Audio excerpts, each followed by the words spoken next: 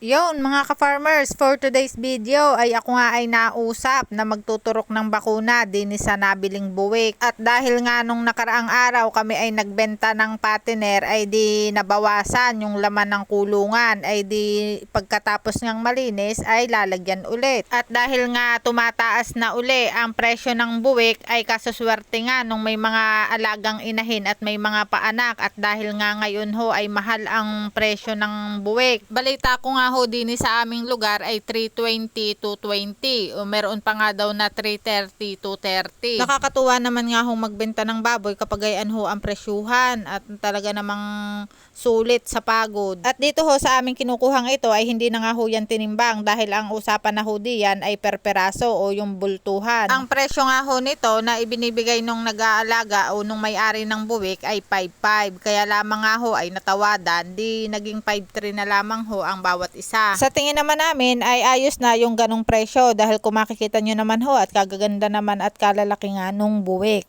At saka ang isa pa ho diyan ay makikinis nga yung balat. Kapag ho ganyan ang lahi ng baboy ay maganda nga ho yung patinirin dahil mabilis ho yung lumaki. 20 piraso nga lamang ho ang kukuhanin namin dine at yan nga ho yung first batch na 10 piraso at hindi naman ho kakasya lahat ng isang hakutan lamang. At ayun nga palang aming nabilhan ng buwik ay hindi ho nagtuturok ng bakuna doon sa kanilang mga alaga, kaya hindi ho doon pinabakunahan.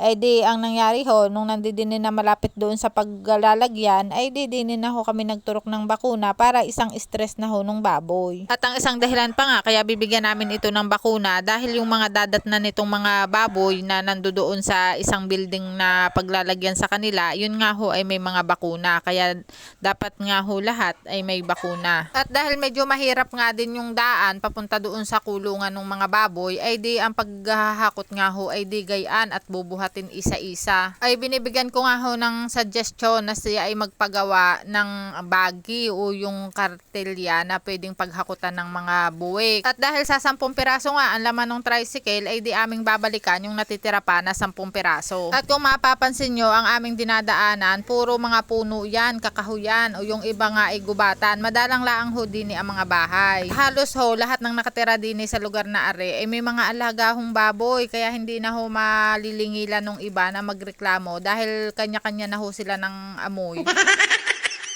Naalala ko tuloy yung isa kong video na nag-trending pero hindi pa naman umabot ng million views yun. Kaya laang malapit na.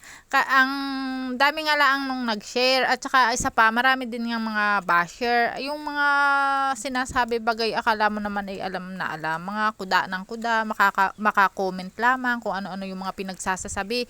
Ay hindi naman alam yung mga buong pangyayari at saka marunong pagbaga sila sa may-ari. Eh, wala naman nga silang ambag. Siyempre kami mga content creator, minsan ay bahala ka na diyan kung anong iyong sasabihin, at dahil nga kami ay nag-a-upload in public ay di dapat nakahanda yung loob namin sa mga sasabihin ng tao dahil hindi naman lahat ng tao na makakapanood ng aming video ay na-appreciate o yung nakaka-relate dun sa aming mga ginagawa. Ay pagkatulad ko nga, at kapag ang mga comment ay hindi ko nagugustuhan ay di next comment. O kapag naman na maganda, eh di re-replyan. Gayon lamang iyon. Bakit ka tayo makikipag-anuhan sa mga sinasabi nila? Mas tayo yung nakakaalam ng mga pangyayari at yung mga ginagawa natin sa buhay. Ay sadya namang may mga tao talaga ng mga panghusga. Yung bagang hindi natutuwa sa ginagawa ng iba, ay ayaw na lang manahimik. At ayan nga, at kung saan na napunta yung usapan, at kami nga ho ay konting kimbot na lamang ay matatapos na dining. At ito nga ho pala ay hindi kami ang mag-aalaga.